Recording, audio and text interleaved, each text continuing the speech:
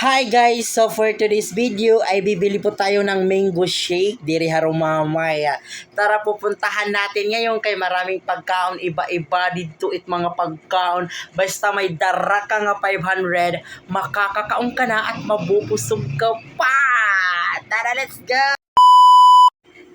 Hi guys! So for today's video ay bumili po ako ng mango shake dito diri harumamay for today's video. Tugin libot ko talaga niya nga night market hang Kalbiga Summer. Mapili ka hit damo hit mga baligya didiha Kalbiganon.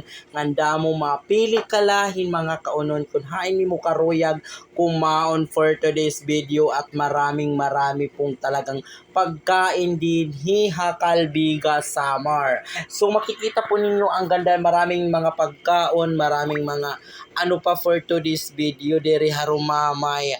Basta may nakapagkaon, mapili kayo mga barbecue nga tanan niya mga pagkaon. Gin-interview ko hibayot guys. Karog niya akong malit ako. Tapos naman ako kumaon for today's video. So makadto na lot ako haotrohan usa nga amon kay lilibotong ko ini hit Kalbiga night market for today's video at mayroong pulis dito. So nandito na po ako sa isang sa liwat nga kay gimbugos nga kuan hang Kalbiga night market. May popcorn nga tungan nga tanan kun hain kamo karuyag, kun hain kamo mapalit, aadi na kamo didi Kalbiga Summer kay damo didi iyo mapapalit.